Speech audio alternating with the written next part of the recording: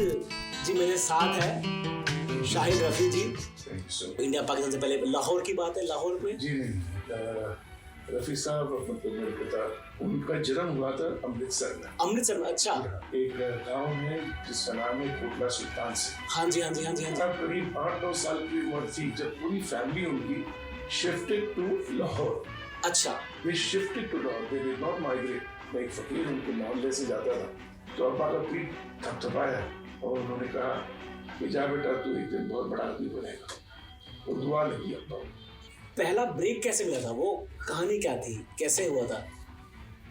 तो बोले हाँ मेरा नाम श्याम सुंदर है, म्यूजिक डायरेक्टर उस जमाने में हुआ करते। क्या बात है, बिल्कुल बिल्कुल बिल्कुल, श्याम सुंदर जी। श्याम सुंदर साहब, तो उन्होंने कहा कि लड़के को मेरे पास लाओ, मैं देखता हूँ मैं क्या कर सकता हूँ।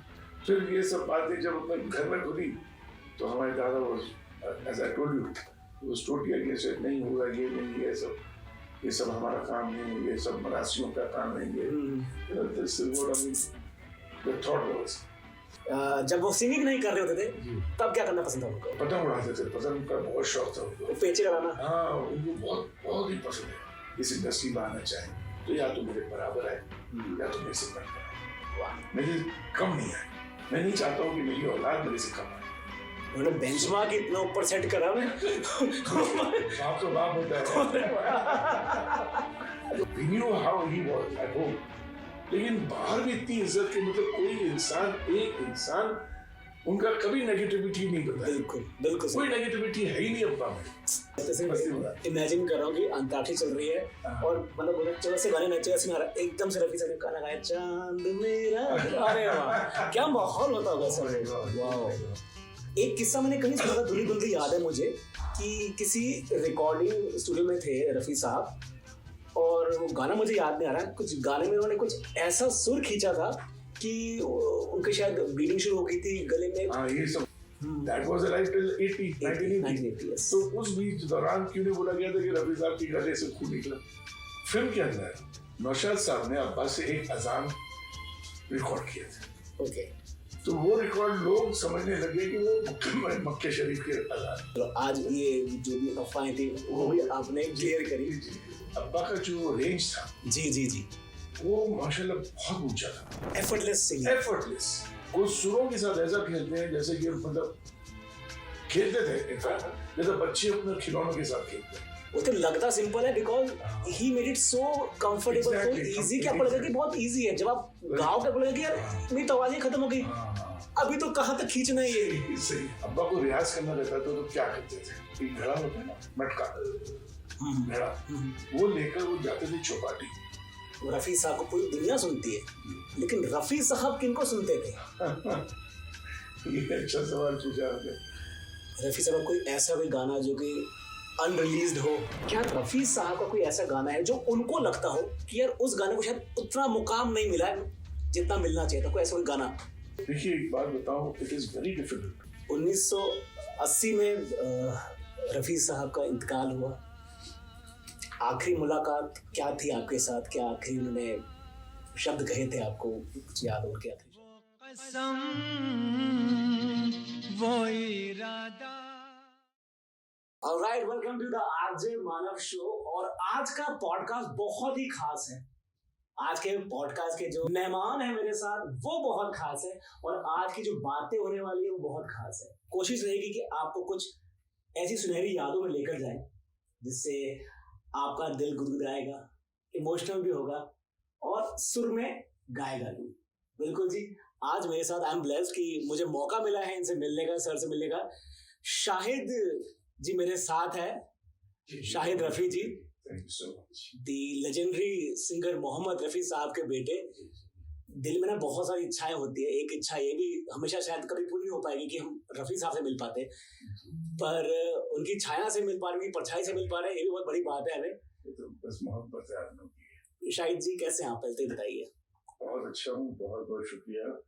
और सबसे पहले तो नमस्कार, आदाब।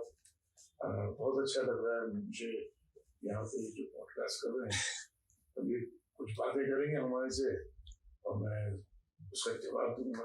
बिल्कुल, और आप लोगों सबको बहुत अच्छा लगेगा और मजे लीजिए। 24 दिसंबर को 100 साल रफ़ी साहब के जन्म को हो रहे हैं, वही हम सेलिब्रेट कर रहे हैं। उन्हीं के कुछ बातें करेंगे, उन्हीं के कुछ किस्से आपसे ज़रूर जानना चाहेंगे। मैं जानता हूँ पहले तो बहुत बिजी शेड्यूल रहा है आपका, बैक टू बैक कॉन्सर्ट चल रहे हैं। पहले तो मैं थैंक्स करना चाहूँगा कि आपने टाइम निकाल लिया। आज हमने वैसे तो स्टूडियो में होते था, आरजे मानव शो स्टूडियो में होता है, लेकिन आज मुझे मौका मिला, मैंने सर को रिक्वेस्ट किया, सर आप जहाँ कहीं भी हैं, बोलते माना बेटा मैं इधर होटल में हूँ, मैंने कोई बात नहीं, मैं टीम लेकर पहुंच रहा हूँ। सो मैं thank you so much for this कि आपने अपने पर्सनल टाइम में से टाइम निकाल कर हमें दिया। और लाखों करोड़ों फैंस हैं रफ़ी साहब के, है ना। एक आवाज जो मुझे लगता है कि जब ये दुनिया के अंत तक देखेंगे तो ये जो आवाज है रफ़ी साहब की हमेशा हमारे दिल में रहेगी। बट रफ़ी साहब की बात करें, थोड़ी बातें शुरुआत से शुरुआत करते हैं। बहुत सारे मेरे पास सवाल है, बहुत सारे थॉट्स हैं, मैं थोड़ा बटोरता हूँ सबको और कोशिश करता हूँ एक एक करके सवाल पूछने की। रफ़ी साहब born and brought up Lahore में हुए थे, इंडिया से जब इंडिया पाकिस्तान से पहले लाहौर की बात है, लाहौर में। जी रफ़ी साहब मतलब मेरे पिता, उनका जन्म हुआ था अमृतसर में। अमृतसर में, अच्छा, ओके।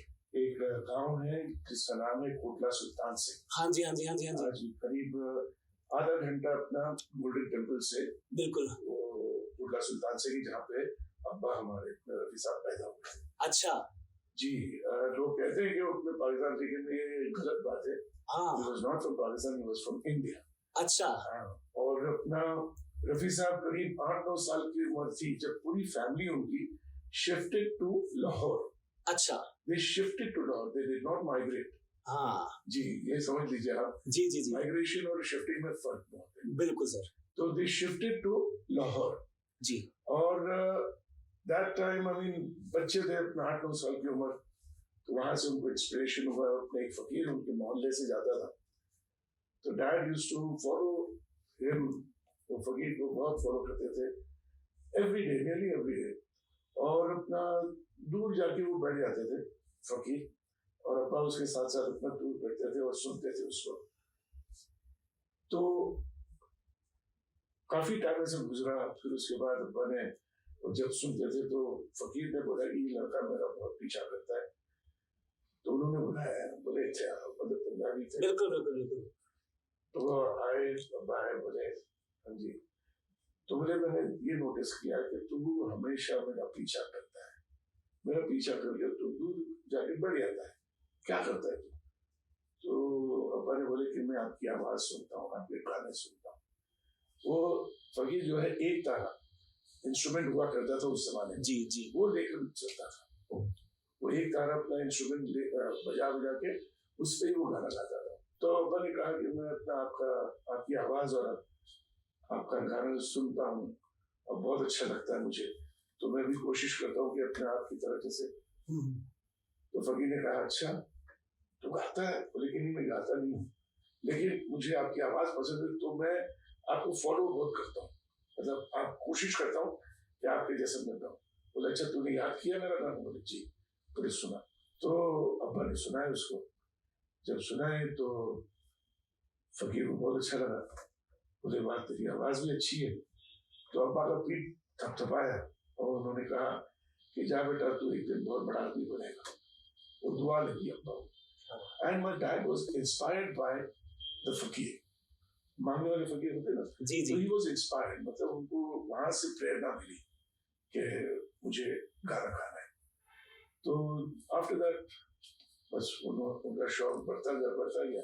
मेरे दादा बहुत खिलाफ थे इसके। हाँ, माय ग्रैंडफादर वाज बहुत ही मतलब अगेंस्ट, वो नहीं चाहते थे कि सिंगिंग लाइन में जाए। सिंगिंग लाइन मतलब ये उनका सोच अलग थी। पुश्तैनी काम क्या था हमारा? हमारे दादा जो है वो देग बनाते थे, वो 7 रंग की अपना जो बिरयानी होती है, जी जी जी जी, तो शादियों में और ये सब में करते थे। तो उस हिसाब से वो अपना उनका वो बिजनेस था। अच्छा, अपना शेफ बोल सकते हैं या कुछ। तो वो जब अपना उन्होंने बोला कि ये हमारा काम नहीं है, हमारा तो अलग ही ये है वो। That was like adamant के लिए मुझे, लेकिन उनको नहीं जाहिर होने देते जी। दादा वैसे बहुत खिलाफ थे, तो गुस्से वाले भी थे। तो डैड चुपके से मतलब गाना अपना सुनते थे और मतलब used to repeat and all that. तो वैसे उनको शौक पैदा हुआ. Basically he was inspired by the फकीर. Okay. जी, he was inspired, मतलब वो फकीर की वजह से वो अपना उनको दिल में चाहत आई गाने की, तो वो गाना शूट किया उन्होंने. And when he came to Bombay again, I say from Lahore, जी.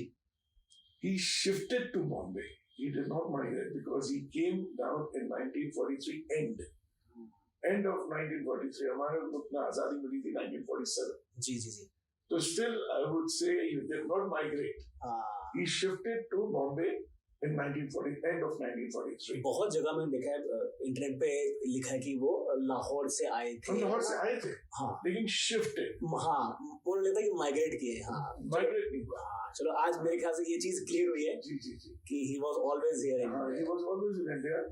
तो बस जब पार्टीशन हुआ तो he did not go back to Lahore. लेकिन हमारी जो ददियाल है, मतलब मेरे दादा दादी है ना, they stayed back.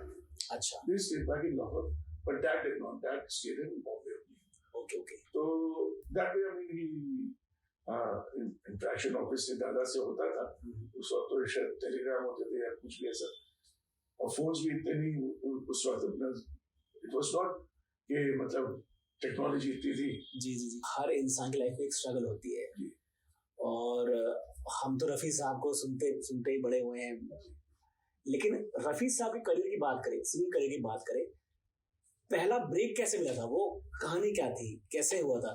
मुझे जो सुनने में आता है कि भाई शॉप पे शायद गुनगुना रहे थे, कोई म्यूजिक डायरेक्टर आए, कुछ ऐसा कुछ था. क्या रियल स्टोरी क्या थी? वो एक्चुअली क्या हुआ था कि अपने लाहौर के अंदर जी सैयद साहब का अपना शो होने वाला था, प्रोग्राम. अच्छा. सैयद साहब. जी जी जी जी. तो उस जमाने में टॉप नंबर 1 के बिल्कुल बिल्कुल सिंगर थे. तो उनका शो होने वाला था तो लाहौर के अंदर. तो सब के सब मतलब फैमिली ये सब, नॉट माय दादा पर अपना अब्बा बोले कि जाना है, सुनने जाना है. अच्छा. हम सुनेंगे उनको भी. ज़ाहिर सी बात, he was a superstar that time. जी. तो भागे अपना सब अपना लेके, मेरे ताया जो है वो अब्बा को लेकर चले. This was which year? I am sorry, किस साल की बात है ये? ये साल तो मैं नहीं बता सकता. समझे in the 30s. mid 30s के आसपास है ना? जी. समझ लगता है. तो when they went there, सब बैठे हुए थे, ढेर सारी सब आने वाले थे. अचानक लाइट चली गई. हॉल के अंदर लाइट चली गई. There was no electricity, nothing. तो सैयद साहब को लेकर मैं तो ये इत्तेफाक की बात है, देख लीजिए आप कि बोले मैं तो नहीं गा सकता, लाइट गई, माइक नहीं, कुछ भी नहीं, तो कैसे मैं गाऊंगा. जी. तो किसी ने कहा कि अरे रफी को, मतलब एंटरटेनमेंट के लिए रफी को गवाओ, अच्छा गाता है ये सब. तो अब्बा को कहा, मतलब थोड़ा सा शर्मीले भी थे बहुत.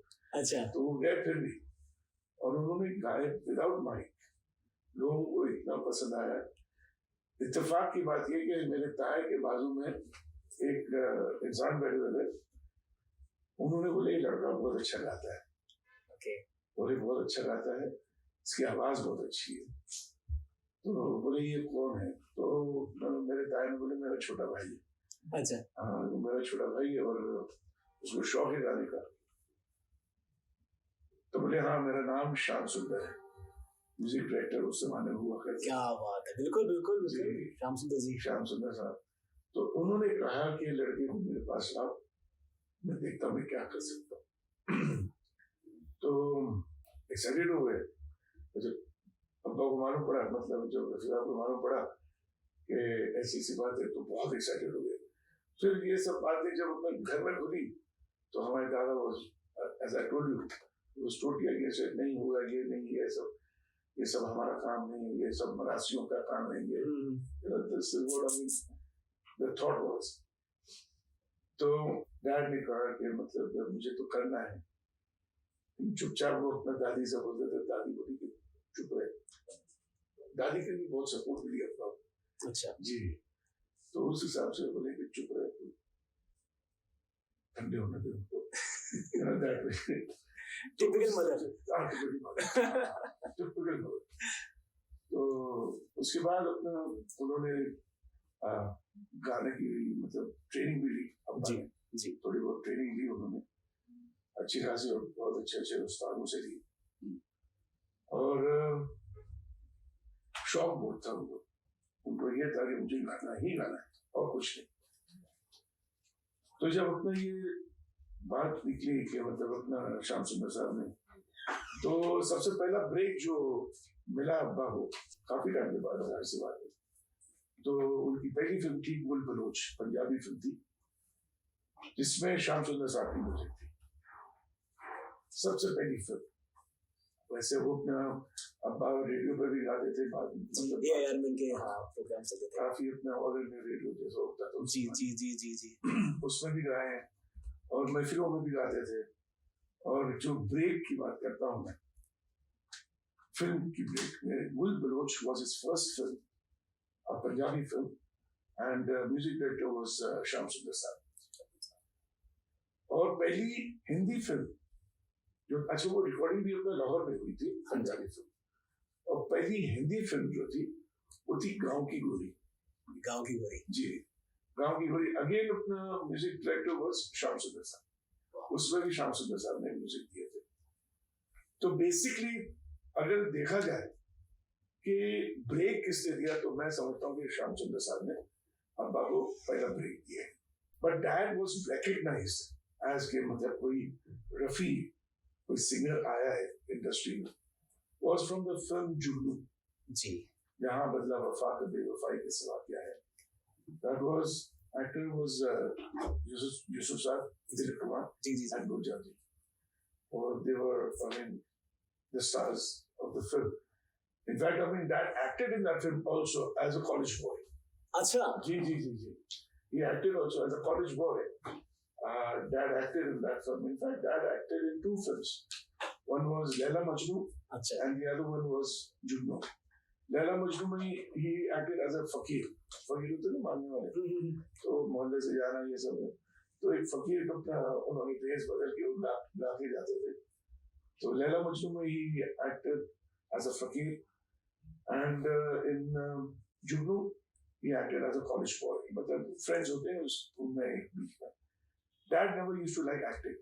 अच्छा, वो बोलते थे अरे यार ये चुना पुना मुझे पसंद नहीं है। हाँ, मेकअप चुना पुना बोलते थे, तो ये सब मुझे पसंद नहीं है। बोले मुझे, मैं जिस चीज के लिए आया हूँ मुझे वही करना है, मुझे गाना गाना है, मुझसे गाना गवा दो, एक्टिंग वाइटिंग मुझे नहीं आती, मैं नहीं करना। तो that way that took to singing, and then after Juno I feel it was history। Exactly। Yeah। And तो श्याम सुंदर जी को हम सब थैंक्स चाहेंगे कि रफी साहब की आवाज को दुनिया से आपने इंट्रोड्यूस करवाया। रफी साहब हमेशा से यही था कि वो सिंगर ही बनना चाहते थे, कि इट वाज कि एक होता है कि चलो मैं अच्छा गाता हूँ, मेरे को अपनी खुशी के लिए गा रहा हूँ, काम कुछ और था। नहीं, Dad wanted to become a singer। अच्छा, वो गाना चाहते थे कि मैं गाना गाऊं, ओके, बिकॉज उनका वो पैशन था कि मुझे गाना गाना है। मैंने बताया ना आपको कि वो फकीर से उनको इंस्पिरेशन मिला, and he liked his voice, he liked the song, and he started repeating। तो वो चीज उनमें आई कि मतलब नहीं, मुझे गाना ही गाना है। ऐसा नहीं था कि मतलब अपना, इनफैक्ट अपना my ताया opened in Lahore, he opened a barber shop। Okay, नाई की दुकान खोले थे उन्होंने। तो दादा बोलते थे कि जा तू दी की दुकान पे जाके बैठ और बस सीख। अच्छा, हाँ, तो बात काटना सीख। तो dad used to, I mean obviously जब दादा मतलब हुक्म आया तो जाना ही पड़ेगा। तो they went, मतलब सॉरी डैड वेंट, लेकिन डैड अपने वो सीखने नहीं जाते थे, वो कोने में बैठ के गाना गाते थे। वो अपना नहीं सीखते थे। दीन ताया ने देखा, मतलब जो हमारे ताया थे जी जी, उन्होंने देखा कि ये इसको सीखना है। तो बोले कि ठीक है तो रुक जा। फिर उस वक्त अपना माय ताया's very good friend, मतलब जो फैमिली फ्रेंड भी है जी, he used to visit ताया जी and all, because basically friends थे, तो डेली उनको कहा गया था ताया ने कि मतलब जब I'm talking about later stage कि तू रफी को ले जा मुंबई और तू तेरे जिम्मे, you are responsible for his beings and all over there। और अपना उन्होंने कहा कि ठीक है। तो हमें ताया जो डैड्स मेरे ताया के जो फैमिली फ्रेंड जी जी जी। उन्होंने फिर डैड को लेकर आया। हम लोगों को यही था कि मतलब वो बड़े अब्बा के बड़े बड़े भाई हैं और अपने अब्बा उनको वही वैसे ही मानते थे कि वो मेरे बड़े हैं और मेरे भाई हैं। तो हम लोग जब पैदा होता हम लोग को ये तो हम ताया ताया ताया बोलते थे। Although I mean the real relation is concerned, he was my dad's family friend. Like, you know, but I mean he was so close कि हम उनको ताया बोलते थे। We did not know कि मतलब he was not from the family, like, you know. Bond But बन still, गया। but still we still feel that he is in the family. ऐसा हमारे को उतना वो चीज वो माहौल उतना उस जमाने में बॉन्डिंग भी ऐसी होती थी। exactly yes बहुत तगड़ी bonding। बेशक रवि साहब की अगर बात करें, सिंगिंग तो उनका पैशन था ही, उसके अलावा और क्या पसंद था? क्या हॉबीज थी उनको? खाने में क्या पसंद था? और जब वो सिंगिंग नहीं कर रहे होते थे तब क्या करना पसंद था उनको? he was very fond of playing badminton. अच्छा जी बैडमिंटन खेलते थे, अपना पतंग उड़ाते थे, पतंग का बहुत शौक था उनको। वो पेचे लड़ाना, हाँ उनको बहुत बहुत ही पसंद है। तो जब भी अपना सीजन होता था ना 100% वो कोशिश करते थे कि मैं जल्दी काम खत्म कर लूं और शाम को बच्चों में अच्छा विद द फैमिली। ऐसा नहीं कि दोस्तों में या सब ना, he was not socializer। अच्छा तो वो सोशलाइजिंग कभी नहीं करते थे। अच्छा he was always with the family, मतलब सिर्फ फैमिली रहती थी और अपना काम। अब्बा कभी सोशलाइजिंग नहीं किए। दोस्त तो हैं, जाहिर सी बात है, लेकिन ऐसा नहीं कि मैं चलो मैं दोस्तों के यहाँ जा रहा हूँ, नहीं, family time, family, total family man. और अपना काम से मतलब रखते थे, काम खत्म होता था सीधा घर पे आते थे बच्चों के साथ। कैरम खेलने का बहुत शौक था। अच्छा हाँ कैरम भी बहुत अच्छा खेलता था, he was very good.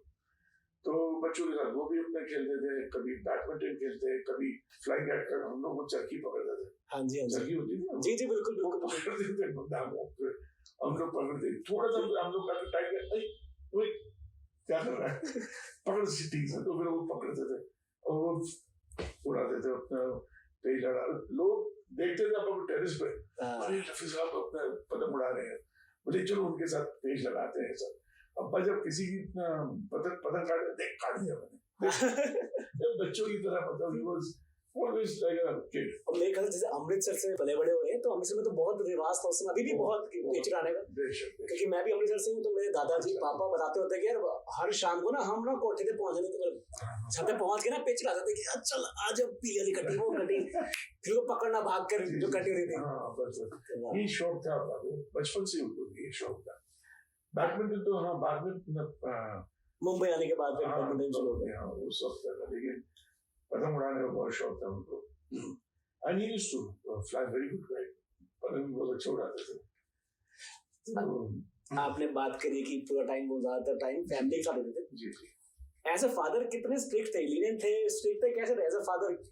See, as a father, he loved discipline। Okay। सबसे पहली बात तो ये कि अपने वो डिसिप्लिन, मतलब बच्चे एटिकेट में, मतलब मैनर्स में, सब चीजों में they should be like this। जी। अच्छा कभी बच्चे अपने मस्ती करें या कुछ होते हैं, बच्चे होते हैं तो मस्ती शरारती बहुत ज्यादा, हाँ कुछ ज्यादा होते हैं तो अब बुरी बात, ऐसा नहीं कर, ये डांटना है उनका, ये डांटते, ऐसा डांटते थे वो, बुरी बात, गलत बात है, ये सब ऐसा नहीं करना चाहिए। अब कुछ ज्यादा ही करते थे तो हमारी अम्मा को बुलाते थे, बोले देखो ये मस्ती कर रहा, तो हमारी अम्मा बेट लेकर, झाड़ू लेकर, चप्पल लेकर आती थी मारने के लिए। तो ये होता था। Dad used to be in good books, वो अच्छी किताबों में रहते थे, हम पूरी किताब। That was my dad. He never, मतलब कभी ऊंची आवाज में उन्होंने कभी बात नहीं की, ऑलवेज सॉफ्ट स्पोकन। इनफैक्ट इतना सॉफ्ट बात करते थे कि हम लोगों को बच्चों कान लगाना पड़ता था कि अब आपने क्या कहा जी, बोले तो आप बोलते थे क्यों सुनाई नहीं देता, बहरे हो गए, इतना सॉफ्ट, वो चीज हमको नहीं सुनाई देती थी। तो हम बोलते अच्छा ठीक है, पता नहीं क्या बोले, he was so soft spoken। घर में जिनकी आवाज इतनी कम फैलती थी और रेडियो और टीवी पे हर तरफ उन्हीं की आवाज चलती थी, तो चल क्या बात है। ये तो he was God gifted, to be very honest। अब्बा खुद कहते थे कि ये जो देन है ये अल्लाह की देन है, ये ऊपर वाले ने मुझे देन दिया है, या तो मेरी कोई औकात नहीं मेरी कोई औकात नहीं कि मैं इतना अच्छा गाऊं, ये सब ऊपर वाले ने मुझे नवाजा है, तो उसका इस्तेमाल कर रहा हूँ। तो dad he was a very God fearing person, और गॉड फीयरिंग पर्सन, और जो भी कुछ होता था मतलब डरते बहुत थे, मतलब ये सब चीजें कि कोई गलत काम ना हो जाए मुझसे। तो he was very cautious about this thing कि मतलब बच्चों को भी वही सीख, वही चीजें बताते थे कि बेटा देखो ये गलत है, वो गलत है, ये सब। सबसे इम्पोर्टेंट सीख जो आपके फादर साहब ने आपको दी हो, जो आपने जिंदगी भर जिस पे अमल करके आप चले हो, कहते अ लाइफ चेंजिंग सीख या कोई टिप या सजेशन हो? देखिए एक चीज लर्निंग, हाँ, अब्बा एक चीज बहुत बोलते थे, अम्मा दोनों बोलते थे। पहले मैं वो बताने से पहले मैं ये बताना चाहता हूँ कि we never thought when dad was alive, हम लोग ने कभी ये नहीं सोचे कि हमारा बाप बहुत बड़ा आदमी है, बहुत बड़ा सिंगर है, कभी नहीं सोचे। हमने उनको हमेशा एक पिता के तौर पे देखा कि वो हमारे पिता है, वो हमारे अब्बा है, वो हमारे वालिद हैं जी। जिससे हमारे को वो सीख दी गई है कि हमेशा मैं तुम्हारा बाप हूँ, मैं मोहम्मद रफी नहीं हूँ। This is what dad used to say. और उनकी एक सीख थी कि बेटा जब भी रास्ते पे चलो तो ऊपर देख के चलोगे तो ठोकर खाओगे, तो हमेशा नीचे देख कर चलो, कभी अपने तुम्हारा पत्थर दिखे तो साइड में से उसको साइड में कर लो चले। उनका कहने का मतलब ये था कभी अपने आप में घमंड नहीं लाना। क्या बात है। कभी घमंड नहीं लाना कि मैं मोहम्मद रफी का बेटा हूँ। मोहम्मद रफी कुछ नहीं बेटा, मैं भी एक इंसान हूँ सबकी तरह, जो ऊपर वाले ने बनाया उनको वैसे ही मुझे बनाया, और ये जो है देन वो ऊपर वाले ने दी है, मेरी कोई औकात नहीं है। उन्होंने कहा ये मेरी कोई औकात नहीं है, ये सब ऊपर वाले ने दिया है। तो तुम ये मत समझना कि मैं मोहम्मद रफी का बेटा हूँ। लोग बोलते थे अरे तू तो रफी साहब का बेटा, तू मोहम्मद रफी, तो इज माय फादर। हम लोग का रिएक्शन ऐसा होता था कि हम लोग बोले, हम सबसे मिलते थे यार ये कैसा इतने बड़े बाप का बेटा और सबसे मिलता है यार, ये नहीं है मतलब मैं नाक चली ना, हमारे घर में है ही नहीं ये सब। हमारे माँ बाप ने नहीं सिखाया कि घमंड ला कि हाँ मैं बहुत बड़े बाप का बेटा हूँ ना। हम अभी भी आप देखो बिल्कुल मिलते जुलते सबसे, ऐसा नहीं कि मतलब अरे हम बाहर जाएंगे तो ऐसा ना। This is what my father used to, this was a very good सीख। आज जो हम हैं तो उनकी बदौलत की, मतलब उन्होंने जो सीख हमको दी है, जो लोग तारीफ करते हैं उनकी तारीफ करते हैं, उनके बदौलत हमको अपना इज्जत मिलती है। क्यों? अगर हम अपना घमंड भी होते या कुछ अपना ऐसा होता, बोले अरे यार कहाँ बाप कहाँ बेटा, ये होता जी। तो वो चीज उनका नाम नहीं खराब होने की वजह से we are following his footsteps, जैसे वो थे वैसे ही हमको रहना है। हमारे क्योंकि हम तो कुछ भी नहीं, उनके बराबर नहीं है। जो इज्जत जो शोहरत अब्बा ने कमाए, हम तो बस जो है उनकी औलाद है, तो उनके वजह से हमारे को भी इज्जत मिलती है। So this is what my dad, my mom, they taught me, not me but my family. और यही सीख आगे भी जा रही है आप अपने बच्चों के साथ। My son also, if you see all my nephews, niece and all, they also very down to earth. कोई किसी में ये नहीं कि बोले यार रफी साहब पोता और पोती और whatever, तो yeah, so what can I do? It's not my fault. I'm just saying London. London or America, you know. My son is in America. Yeah, I'm proud. They say that I'm proud to be in this family.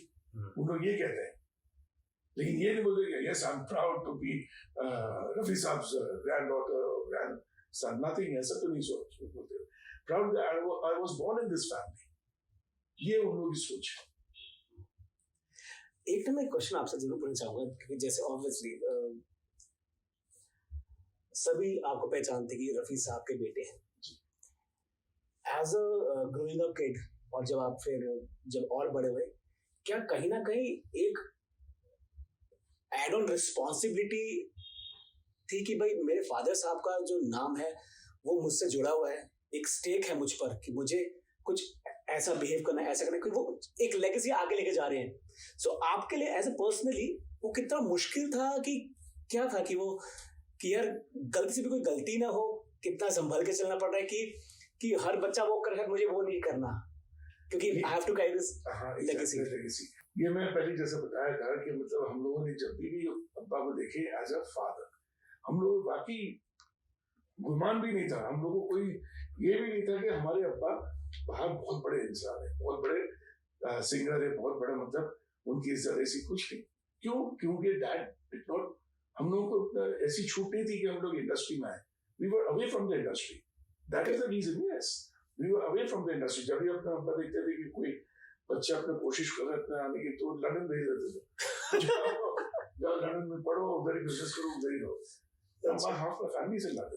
तो रफी आप चाहते थे कि जैसे उनकी legacy आगे, उनका ये था, आई बी वेरी ऑनेस्ट, डैड ये चाहते थे कि अगर मेरी कोई औलाद इस इंडस्ट्री में आना चाहे तो या तो मेरे बराबर है या तो मेरे से बढ़कर आए, मेरे कम नहीं आए। मैं नहीं चाहता हूँ कि मेरी औलाद मेरे से कम आए। उन्होंने बेंचमार्क इतना ऊपर सेट करा मैं बाप तो बाप होता है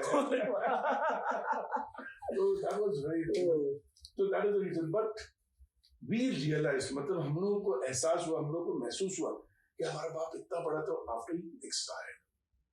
जब हम लोग थोड़ा देखते थे, बोले रफी साहब जो इज्जत उनके बदौलत हमको मिलती है, then we realized, अरे यार हमारे बाप इतना बड़ा था, इतनी बड़ी शख्सियत, ऐसा इंसान, ऐसा we knew how he was at home, लेकिन बाहर भी इतनी इज्जत के, मतलब कोई इंसान, एक इंसान उनका कभी नेगेटिविटी नहीं बताया। बिल्कुल बिल्कुल कोई नेगेटिविटी है ही नहीं अब्बा में, नथिंग, कोई वाइसेस नहीं, नथिंग एट ऑल।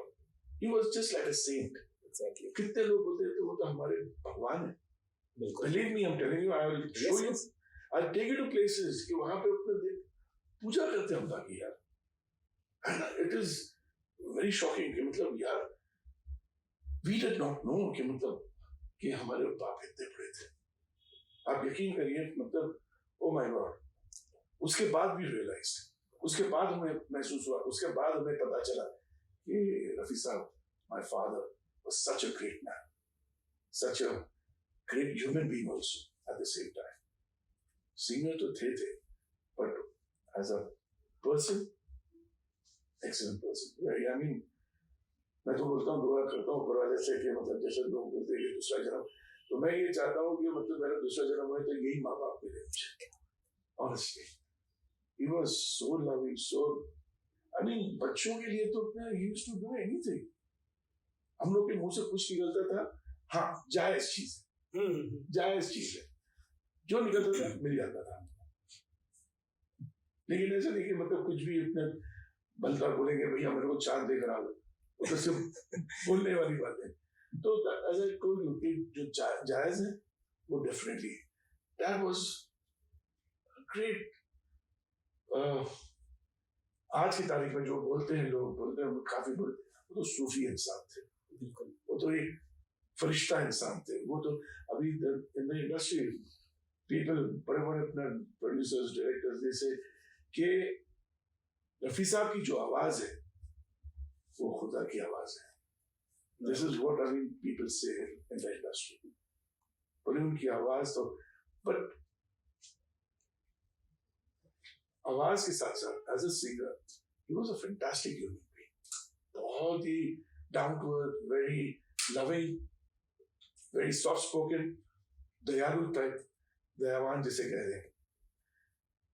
एक किस्सा मैं सुनाऊं आपको कि जैसे दयालु की बात कर रहा हूं मैं, तो बॉम्बे के अंदर जब भी अपना गाड़ी में जाते थे, अपना वो सिग्नल होता था जी, गाड़ी रुक जाती थी जी जी, तो गाड़ी रुकती थी अपने, तो फकीर लोग आते ना मांगने वाले, हाँ जी हाँ जी, जब खड़े होते भाई भाई, तो जब अब्बा की गाड़ी आती बोले रफी साहब की गाड़ी आई, भागते थे लोग, वो पहचान जाते थे अब्बा की गाड़ी आई तो मतलब लोग पहचान जाते थे रफी साहब की गाड़ी जी, भाग कर आते थे।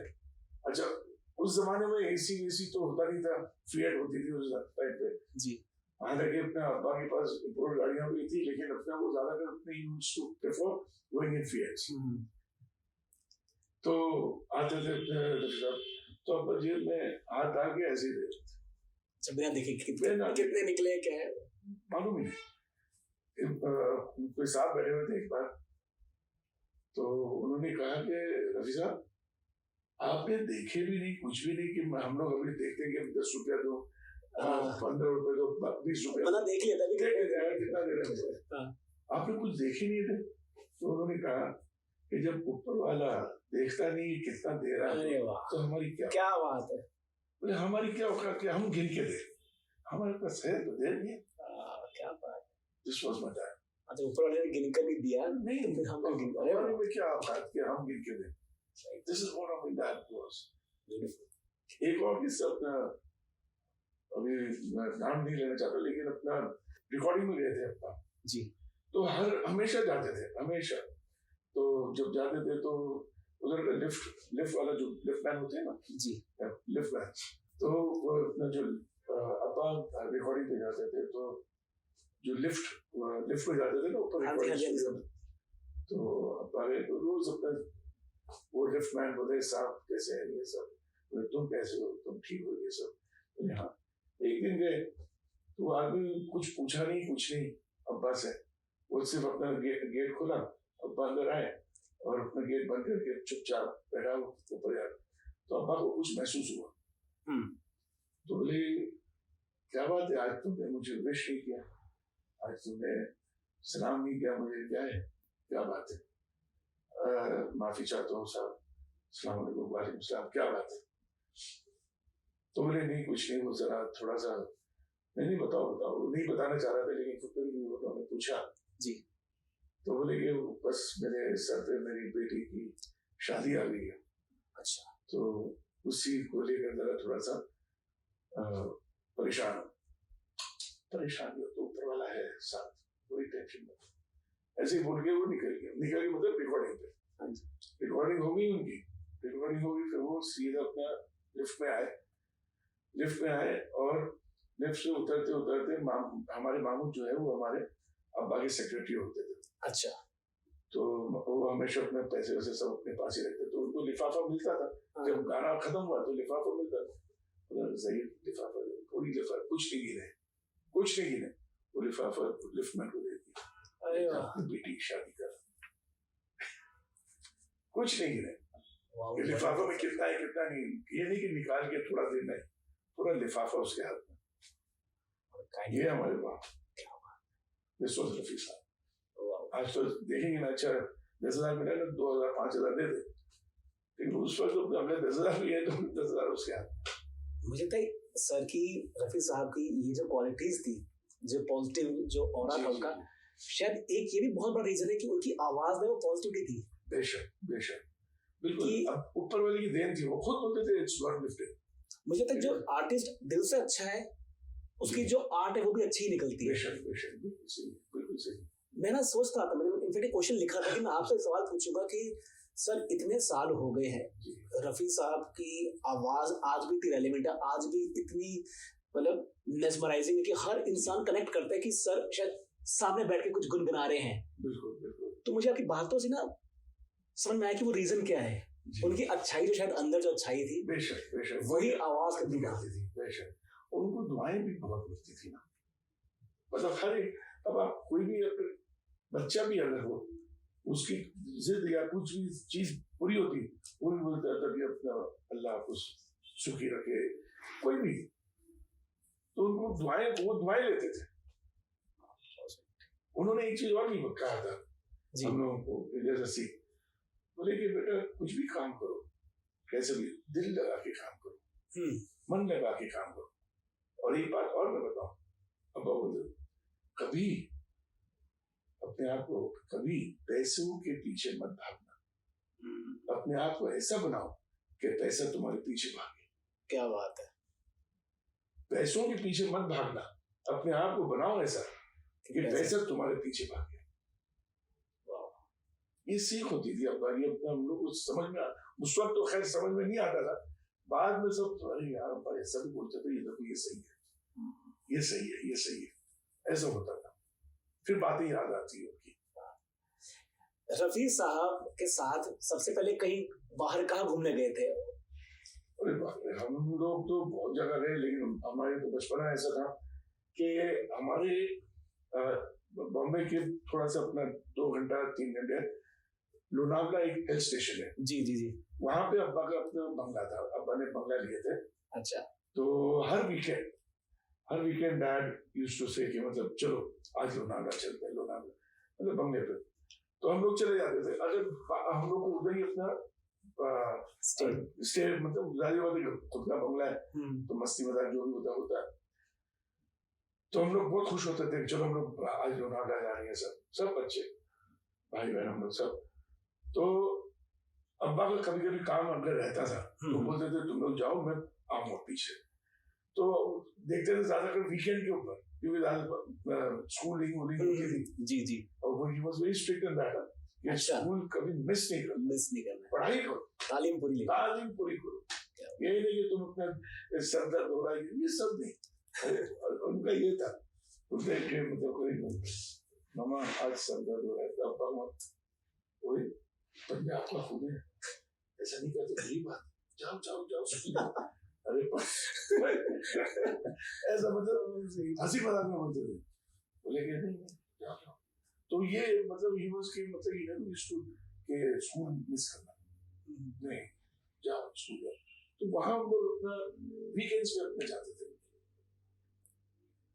तो वो कहते थे कि अगर काम रहता था तो बोले कि तुम लोग जाओ, मैं आता हूँ पीछे। तो काम खत्म करके फिर वो आते थे। तो वहां पे अब्बा ने एक अच्छा बहुत बड़ा, not you would call it a proper swimming pool, लेकिन एक तरीके से एक पॉन्ड टाइप बहुत बड़ा था, काफी बड़ा था जी। तो उन्होंने अपना ये रूम से ये नहीं, रूम तो बहुत ज्यादा बड़ा है, लेकिन हाँ इसका समझो हाफ एक डिसेंट स्पेस। हाँ जी। तो खाली रहता था। जब उधर के जो केयर टेकर थे उन लोग मालूम पड़ता था कि रफीदा की अपना फैमिली आ रही, मतलब हम लोग आ रहे हैं, तो पूरा साफ करते थे, साफ करके फिर पानी भर देते, make it as a swimming pool. ठीक है। तो हम लोग स्विमिंग करने नहीं जाते थे जब तक अब्बा नहीं आते। अच्छा। हाँ, बोले कि नहीं अब्बा के साथ ही मजा आता है, डैड के साथ ही मजा। तो डैड जैसे आते थे, स्विमिंग किए तुम लोगों ने? बोले नहीं डैड, आप कहते थे चलो सब अपना लेकर अब्बा अपनी लुंगी पहन के चलते बोले लुंगी पहन के अपने वो उतर जाते थे। वो स्विमिंग पूल वो सब उनको पसंद है। तो बच्चों को तो खैर नहीं, अपना स्विमिंग पूल अपने स्विम सूट और ये सब लेकर कूद जाते थे। अब्बा भी कूद जाते थे, वो भी बच्चों के साथ, बच्चे वो बॉल के साथ खेलना पानी में, we used to enjoy that. तो this is I would say first to dad के साथ तो Lonavala, that was our first. बाकी सब जगह तो जाते थे, लेकिन my first trip for shows and all was with Dad in 1979 when Dad was touring America, Canada and Europe.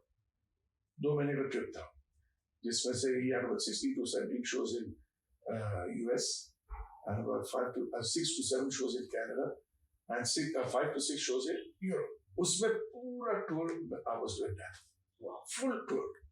एक जगह देखा मैंने। 79 में I saw US.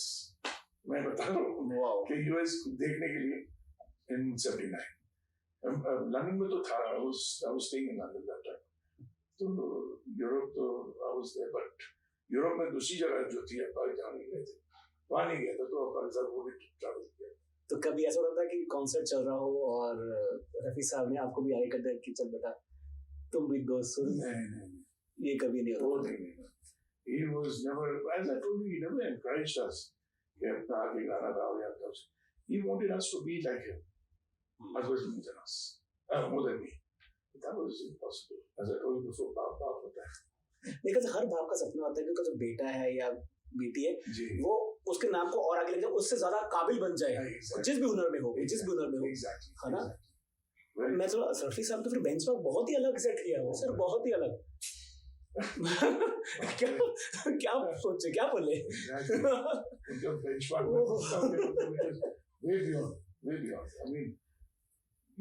घर वालों छोड़ो, बाहर के भी नहीं कोशिश कोई दूर तक कोई नहीं, मतलब आगे भी आने वाले जमाने में कोई भी लगता है। पर इनकेस मैं इसी से बात करूं कि हर दौर में ऐसे सिंगर होते हैं जो अगर इंडियन फिल्म इंडस्ट्री की बात करें, है ना, सहगल साहब हो गए, मुकेश सर हो गए, किशोर दा, रफी साहब, उनके बाद अगर कोई इंडियन म्यूजिक की लेगेसी आके लेकर जा रहे हैं उनकी परछाई की तरफ, आपको क्या लगता है आपके हिसाब से कौन है वो सिंगर? रफी साहब और किशोर दा के बाद अगर कोई नाम आपको लगता है? वैसे तो काफी अच्छे अच्छे सिंगर्स हैं, ऐसी बात नहीं है, मतलब so many singers have come in the industry जो प्रॉपर नाम लेकर अपने अभी आज की तारीख में, राइट? हाँ, आज की तारीख में, आज की तारीख में उससे अपने Sonu Nigam exactly, Sonu is good, very good, Sonu और Javed Ali is also very good. तो ये दे आर मतलब एज एम टुडे, वैसे सब सिंगर अच्छे हैं, मैं ये नहीं कह रहा हूँ कि मतलब they are bad. Even Arijit Singh is good, very good, amazing, yes, no doubt. लेकिन वो बात होती है कि comparing, which I don't like, वो कंपेयरिंग करना मैं वो जोन पे मैं कहता हूं रफी साहब को कोई कंपेयर कर भी नहीं सकता। इनफैक्ट मैंने किशोर दा को भी मैं समझता हूं, बिल्कुल, मन्ना डे साहब ले लो, मुकेश जी को ले लो, you can't compare this, they are legends. उन्होंने एक लेगेसी एक अपना खत्म करके लोगों ने छोड़, चलो ये मैंने छोड़ दिया, अब तुम आगे ले जाओ, ये अपने उन्होंने कर लिया। इनफैक्ट आई वुड से, कभी कोई पूछता है ना, मैं अपने सिर्फ डैड की बात कर रहा हूँ जी, रफी साहब की, I would say that Rafi Saab is an institute, totally a proper institute. बिल्कुल। In fact, मुझे अच्छी तरह से याद है, in a proper interview and in a proper show, Nitin Mukesh, he had said कि मेरे पापा कहते थे कि अगर तुम्हें गाना सीखना है तो मुझे फॉलो मत करो। मुकेश जी कहते थे मुझे मत फॉलो करो, फॉलो करो रफी साहब। I mean, can you imagine those people, those days, they were like this. Mukesh Sahab saying these words. Wow. And it is a fact. This is what I mean. Nitin has said. ये मेरे मुंह से नहीं, ये मैं नितिन के मुंह बता रहा हूँ कि उन्होंने ये कहा था कि मेरे पापा ने ये कहा था कि अगर तुम्हें कोई अच्छा सिंगर बनना है तो मुझे फॉलो मत करो, फॉलो रफी साहब। Respect. This is same way Kishore Da. Kishore Da was, I mean, you should respect my dad. They were very good pals. In fact, I mean, dad को मालूम पड़ता था कि अपने किशोर दा के साथ अपना, अरे आज तो मजा आएगा। You know, he used to enjoy it. किस्सा बताओ ना, कुछ जब कैसे जैमिंग सेशंस होते थे, कभी घर पे मिलते थे किशोर दा, लता दीदी कभी आए हो ऐसे कुछ? अभी जैसे किशोर दा का जब रिकॉर्डिंग होता था अपने पाकिस्तान, मतलब तो अब्बा बोलते थे आज तो मजा आएगा। बोले क्यों? बोले इतना मजाकिया इंसान है वो, इतना अच्छा लगता है, वो गाते गाते भी हंसाता है वो, मतलब ऐसा। तो he used to enjoy doing duets and all with Kishore Da. बोले कि वो कुछ ना कुछ करते रहता है, so the bonding was so good, बहुत अच्छी रहती थी। यह नहीं कि मतलब अपना competition type है कुछ, nothing like that. He used to respect my dad. Kishore Da used to respect, बोले कि रफी साहब जैसा कोई singer he, he used to say himself, ऐसा नहीं कि मैं बोल रहा हूँ, ये उनकी ज़बानी बात कर रहा हूँ, बिल्कुल ना था। What a learned person. आप उनका अपने इंटरव्यू देखेंगे, वो बताएंगे कि मतलब I rate, he said this, कि मैं अगर अपने किसी को रेट कर दूं मोहम्मद रफी, वो used to call him Mohammad Rafi, बाद में उन्होंने फिर मोहम्मद रफी साहब कहा, लेकिन नहीं Mohammad Rafi. Then he said that second, third, fourth, तो बोले कि Mohammad Rafi number 1, 2, 3, 4, 5 Mohammad Rafi, 6 myself. This is what Manna Das, this was his interview. बोले 1, 2, 3, 4, 5 रफी साहब, पहले 5 स्लॉट ही बुक दे जी, दूर दूर तक कोई नहीं मतलब बोला हुआ था। फिर उसके बाद मैं, फिर then me. How sweet of him. Wow. Very nice. He was a very lovely person. मतलब क्लासिकल में तो he was too fantastic. Shahid जी कोई किस्सा मैं जानना चाहूँगा, कभी ऐसे कोई घर पे कभी होती थी महफिल सजती थी, जैसे आप बताया कि दोस्ती बहुत अच्छी थी किशोर दा की रफी साहब की, कभी ऐसा हुआ कि भाई महफिल ही सज गई कि भाई चलो एक के बाद एक जैमिंग सेशन, जैसे आजकल तो जैमिंग सेशन होते हैं स्टूडियोज में, कभी घर पे हुए नहीं, उस जमाने में वैसे नहीं होता था। अच्छा, किसी के भी घर पे ऐसा नहीं जैमिंग होता था, वो तो अभी एक नया ट्रेंड चल रहा है, तो वो अपना अभी आजकल चल रहा है, लेकिन as I told you before कि डैड सोशलाइजिंग नहीं करते थे, वो बच्चों का भी, जैसे फॉर एग्जांपल घर में बैठे हुए और सब बच्चे साथ में, तो बोले चलो 2 टीम बना लो, 2 टीम बनती थी, बोले अंताक्षरी खेल लो, तो बच्चों के साथ अंताक्षरी खेलते थे। तो कभी अब चुप रहते थे, ज्यादा नहीं थे, कभी अगर कहीं अटकते थे सामने वाली पार्टी भी अटकती थी यार, तो अब्बा बोलते थे चलिए का तो मतलब फिर हम लोग बोलते अब्बा चीटिंग कर रहे हैं, आप चीटिंग कर रहे हैं, अरे उसको नहीं आता तो उसको सिखा, तो आपको तो ये भी तो मेरा बच्चा, वो भी तो मेरा बच्चा भी, क्या तो ऐसा मतलब होता था। मैं तो सिर्फ इमेजिन कर रहा हूँ कि अंताक्षरी चल रही है और मतलब बोले चल से गाने नचेगा सिंगारा, एकदम से रफी साहब ने गाना गाया चांद मेरा, अरे वाह क्या माहौल होता होगा सर। वाह बहुत सारे किस्से हैं रफी साहब के, हम इंटरनेट पे पढ़ते रहते हैं। मैं थोड़ा सा आपसे जानना भी चाहूंगा कि कितना सच है, कि क्या था असल में किस्सा, क्या था। एक किस्सा मैंने कहीं सुना था, धुरी धुरी याद है मुझे, कि किसी रिकॉर्डिंग स्टूडियो में थे रफी साहब और वो गाना मुझे याद नहीं आ रहा, कुछ गाने में उन्होंने कुछ ऐसा सुर खींचा था कि उनके शायद ब्लीडिंग शुरू हो गई थी गले में। हाँ ये सब गलत है। अच्छा, ये जो अफवाह उड़ी थी कि रफी साहब के गले से खून निकला था, वो गाना था ओ दुनिया के रखवाले, नौशाद साहब की म्यूजिक थी, लेकिन ये गलत है कि उनके गले से खून निकला था। इट वाज अब्बा के टाइम पे क्यों नहीं बोला गया, ये बताइए आप, जब डैड वाज अलाइव, और वो भी वो 50s के गाने हैं, डैड वाज अलाइव टिल 1980, तो उस बीच दौरान क्यों नहीं बोला गया था कि रफी साहब के गले से खून निकला, नहीं बोला, बिकॉज इट वाज फॉल्स। ये गलत बात है। हाँ ये बात सही थी कि मतलब अपना रिहर्सल, वो गाने के लिए रिहर्सल कम से कम I think they did for at least for a month और maybe less than a month, but I mean बहुत अपना रिहर्सल उस गाने के लिए हुई थी, वो दुनिया के रखवाले।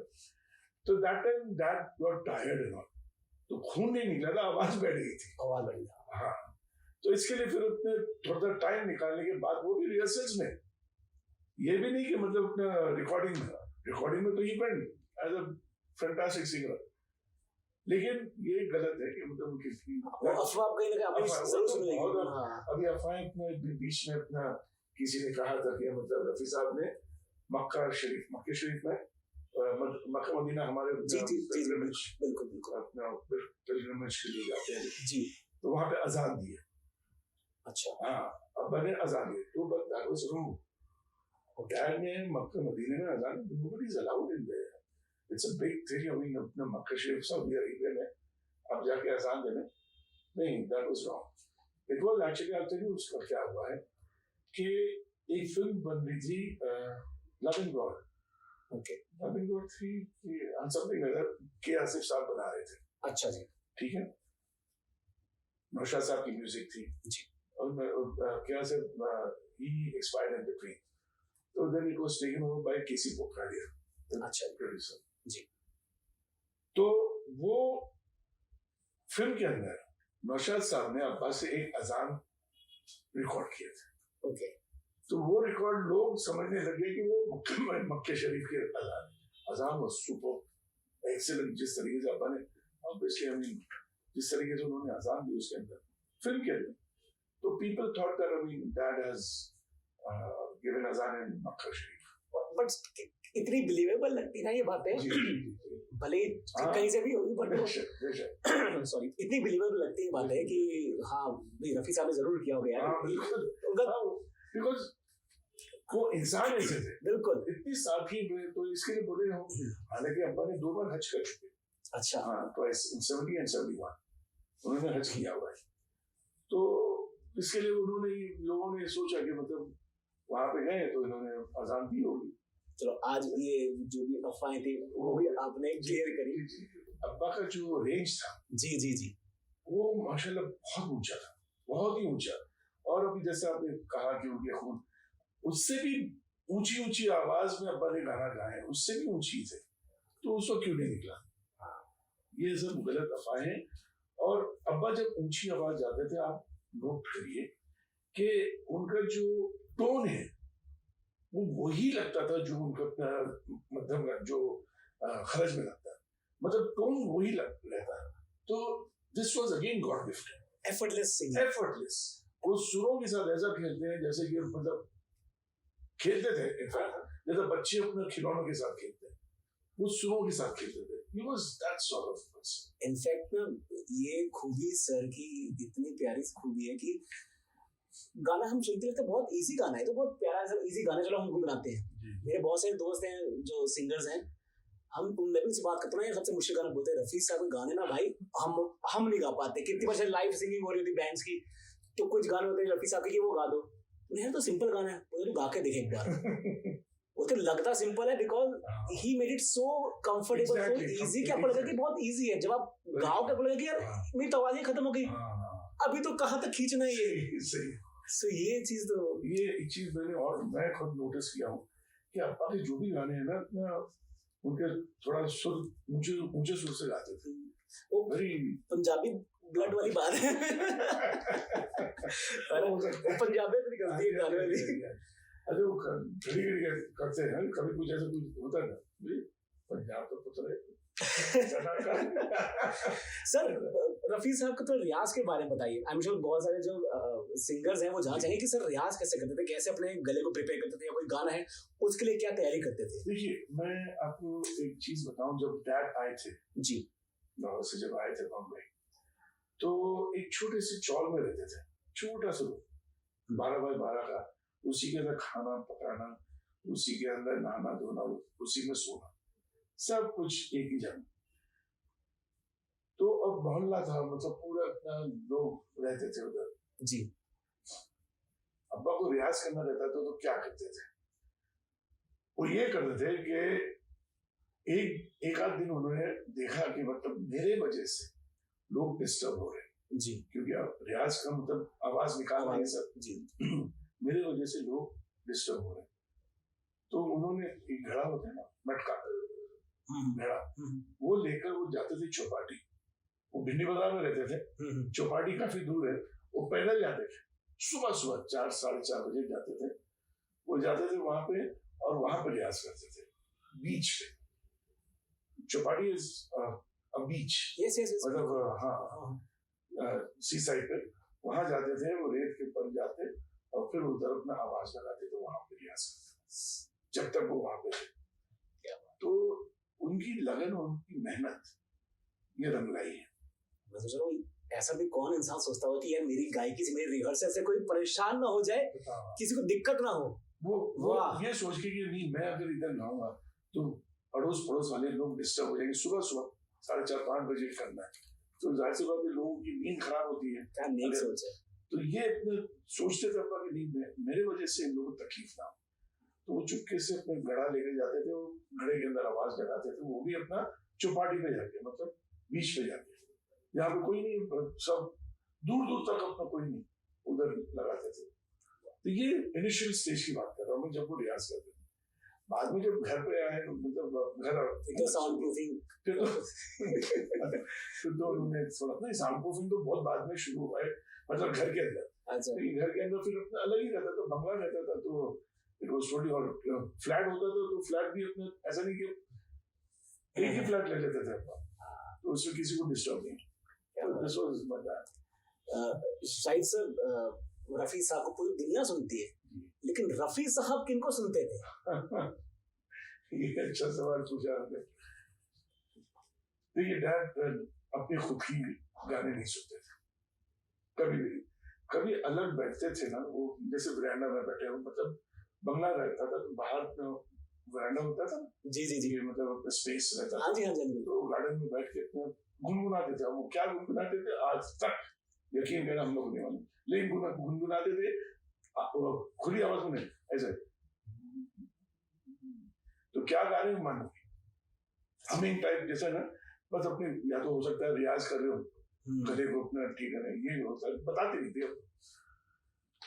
लेकिन कभी हम लोगों ने देखे कि अब्बा किसी को सुन रहे हो, यार तू मेहदी हसन का लगा, अच्छा अरे तू गुलाम अली का लगा, तो ये सुनते थे, वो ये गजलें सुनते। अभी एक बार अपने जब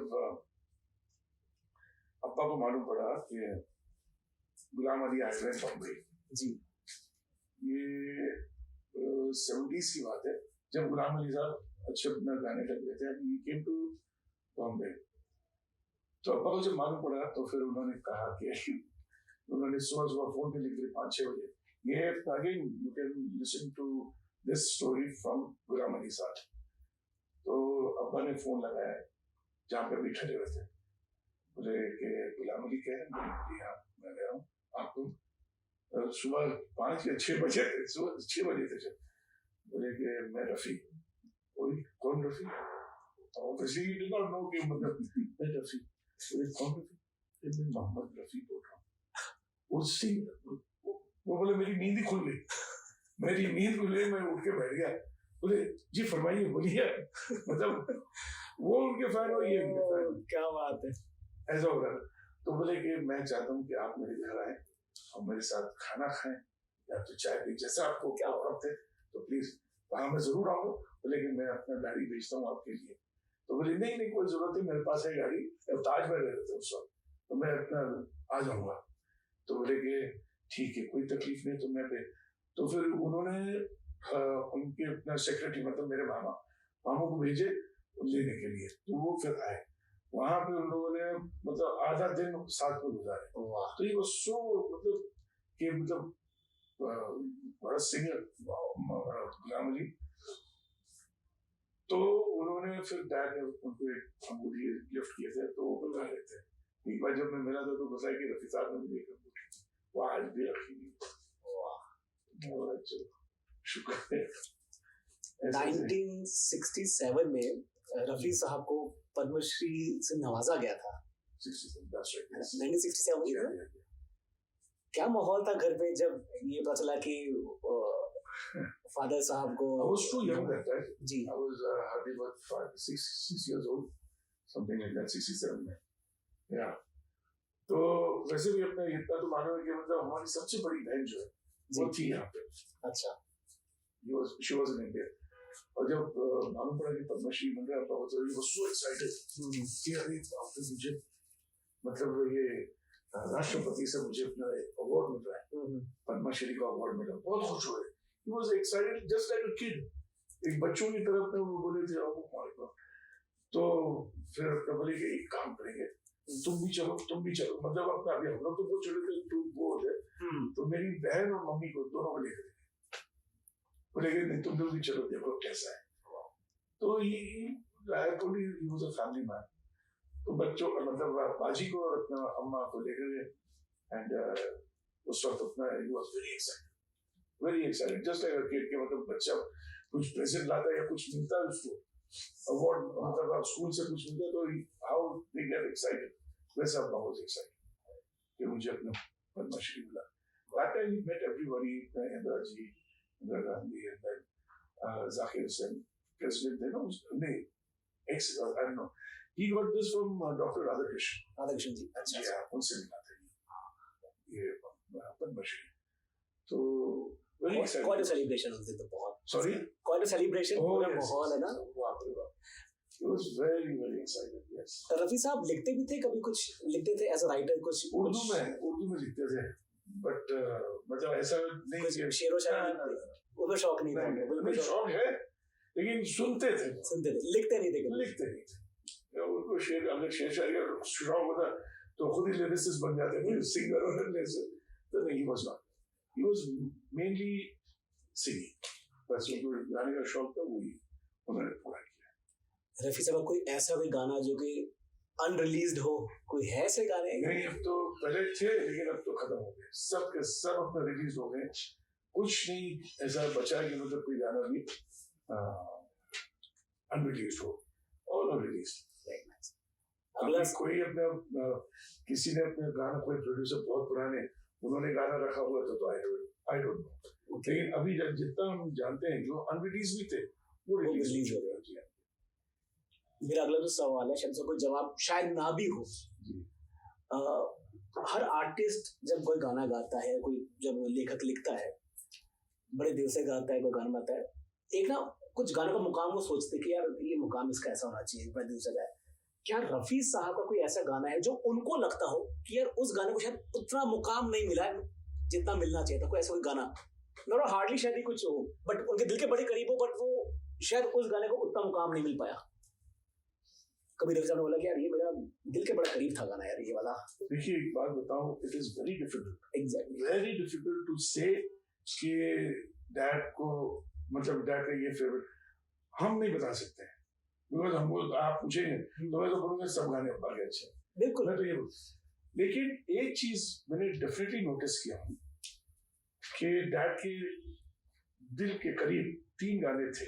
अरे I'll tell you the reason ji why. जी उसका जी रीजन भी मैं बताता हूँ.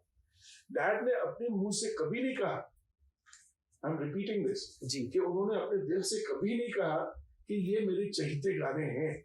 अच्छा ये मेरी थॉट है, मेरा थॉट है कि मतलब शायद ये 3 गाने अब्बा के करीब हैं. रीजन वाई, मैं 79 में आई accompanied dad shows में.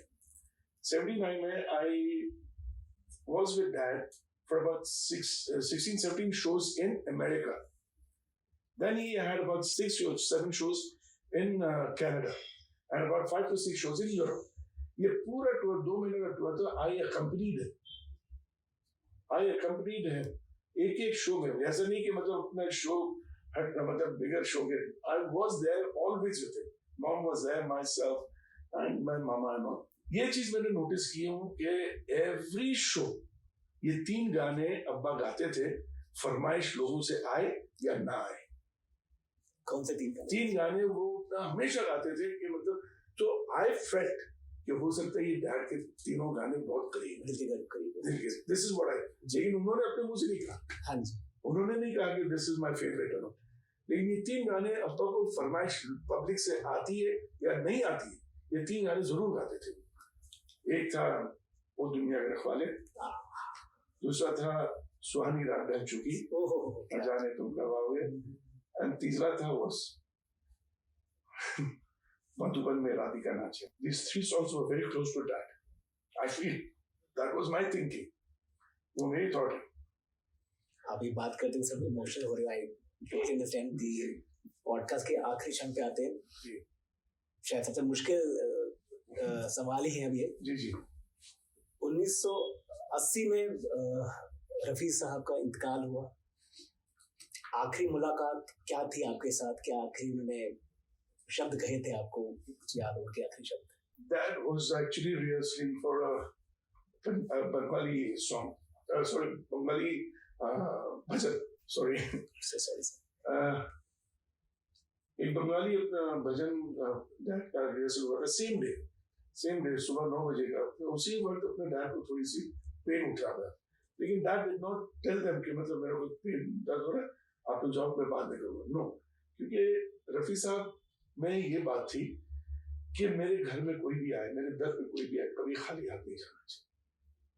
तो ये नहीं चाहते थे कि मतलब उस आदमी बोले अरे यार पूरा रिहर्सल नहीं हुई या अपने भी कैसे करेंगे, वो नहीं चाहते थे.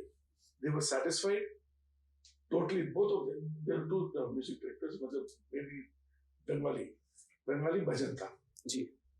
तो अब्बा ने पूरा अपना रिहर्सल कर लिया. दे वर वेरी हैप्पी. जब चले गए, देन हमला तो बंगला था, तो ऊपर आए दरवाजा कबर्ड खुले दवाइयों का, तो उधर से सोडामेंट लिया उन्होंने. तो अम्मा, my mother was very sick. She had about 103 104 fever. She was just lying down that time. तो उन्होंने देखा अब्बा को, बोले कि क्या बात है? बोले कुछ नहीं, बोली ले रहा हूँ सोडामेंट, मेरे को लगता है थोड़ा एसिडिटी हो गई है, तो मैं ले लूंगा तो आज भी ओके. मम से ओके, उन्होंने लेकर फिर वो नीचे आए. मम को पता नहीं कुछ ऐसा डाउट हुआ, कुछ ऐसा पता नहीं क्या हो रहा था उनको. तो my mom went down in that मतलब बीमारी की हालत हो गई. तो जही मामू थे हमारे, तो बोले कि जही इधर आओ. मेरे मामू जो हुआ was my secretary also जी.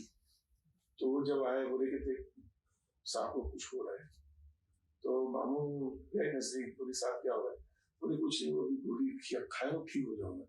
तो उनके हाथ मामू ने नोटिस किए कि पूरे ब्लू हो गए, पूरे ब्लू. तो मम को आके बोले कि उनके नाखून पूरे ब्लू हो गए. तो बोले जल्दी से डॉक्टर को बुलाओ. तो हमारे पीछे ही अपने डॉक्टर चंदीरा मनी करके रहते थे, उनको बुलाया गया. वो जैसे ही आए, देखे अब्बा को, तो वो मामा को, अब्बा दूर बैठे हुए थे, बोले साहब को अटैक आया, जल्दी से अपना कार्डियोलॉजिस्ट को बुलाइए. तो कार्डियोलॉजिस्ट आया, अपना वो ऑक्सीजन होता है सिलेंडर्स जी, वो लेकर आए.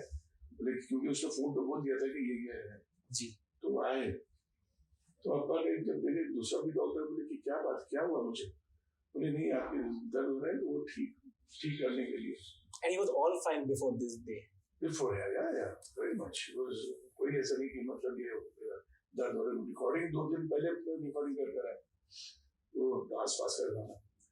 तो he said कि ठीक है, बोले कि चलिए हॉस्पिटल लेके चलते। हॉस्पिटल बोले कि सब चेकअप करने के लिए। बोले अच्छा, तो बोले कि ठीक है। तो उनको उठाने के लिए बोले मुझे क्यों उठा रहे हो, मैं ठीक हूँ। उठे, खुद बाथरूम गए, वॉशरूम में फ्रेश हो गए, फिर वापस आए। बोले मैं अपनी गाड़ी में, बोले एम्बुलेंस बुला, बोले नहीं मैं अपनी गाड़ी में जाऊंगा। तो वो अपनी गाड़ी में बैठे, चल रहे, ये नहीं कि उनको स्ट्रेचर पे लेकर जाए, नहीं, वो चल रहे। उनको गाड़ी में बिठाए, गाड़ी में बैठे, फिर माहिम पे एक नेशनल हॉस्पिटल है, पहले नेशनल हॉस्पिटल था, फिर बाद में हिंदुजा बना। हिंदुजा बहुत बड़ा अपना हॉस्पिटल बना, लेकिन वो तो अब्बा के इंतकाल के बाद। तो जब अपना नेशनल हॉस्पिटल लेकर गए तो इस अपना उनको आईसीयू में, सॉरी अपना पहले आईसीयू लेकर गए। फिर जब चेकअप किए थे तो उनके पास पेस मेकर नहीं था, वो हॉस्पिटल में पेस मेकर नहीं था माइंड में।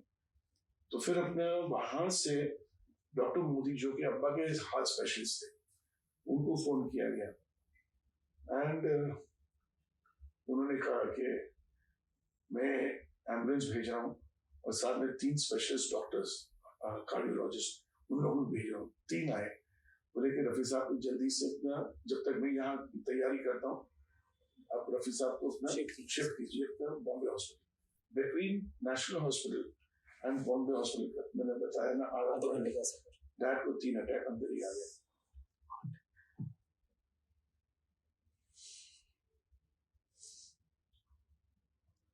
आई थिंक दैट वाज बहुत ही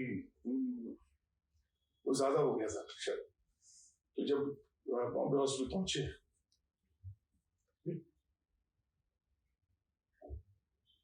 उधर अपना ऑपरेशन थिएटर में लेकर गए वो, और उधर अपना ऑपरेशन हुआ। शायद पेसमेकर डाले नहीं डाले, वो याद नहीं आ रहा मुझे, अच्छा डाले थे उन्होंने। पेसमेकर डालने के बाद उनको आईसीयू में लेकर गए। My sister, my Elder sister and my mom, ये बोथ वह थे। तो अब थोड़े से होश में आए हम, तो उन्होंने देखे सब ये इंजेक्शन और ये सब लगे हुए उनके ऊपर, वो क्या बोलते pipes and all.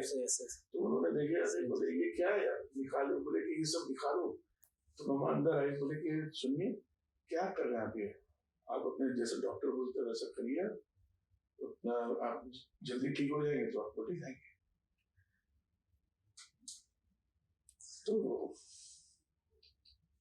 Dad sir ठीक है, तुम बोलती हो तो मैं रेडी आता हूँ। 5 मिनट्स सॉरी, मुझे बता एक क्वेश्चन किस एक क्वेश्चन कोई पूछता है तो sir I always get emotional there because it was mother, I was there in the hospital also, मैं हॉस्पिटल में भी था डैड के साथ। लेकिन आखिरी मोमेंट तक मुझे लगता है आपने बताया कि बंगाली भजन रिकॉर्ड करते हैं। सेम डे ये एक्सपायर, सेम डे सुबह अपने रिकॉर्डिंग रात में ही एक्सपायर। मतलब ये नहीं कि मतलब he was there for about 2-3 days, नहीं, सेम डे सुबह रिकॉर्डिंग हुई, सॉरी रिहर्सल हुआ, and in the evening by 10:15 that expired in the night. So Rafi साहब का आखिरी गाना भी 2 months बाद। Shahid sir thank you so much, and आपने एक बहुत ही दिल खोल के बातें करी रफी साहब से, हमें और ज्यादा रूबरू कराया आपके थ्रू, उनके जीवन को जान सके, इसके लिए बहुत बहुत शुक्रिया। और अब यही कामना करते हैं कि आपका भी कंसर्ट्स है, हम वहीं पे जाएंगे, कॉन्सर्ट देखेंगे आपका। और रफी साहब के बारे में तो मतलब मेरे पास शब्द नहीं है। मुझे लगता है जब तक ये दुनिया है, दुनिया के बाद भी, अंत के बाद भी रफी साहब की आवाज है वो हमेशा गूंजती रहेगी। And once again thank you so much Shahid sir, आपने टाइम दिया, thank you so much sir.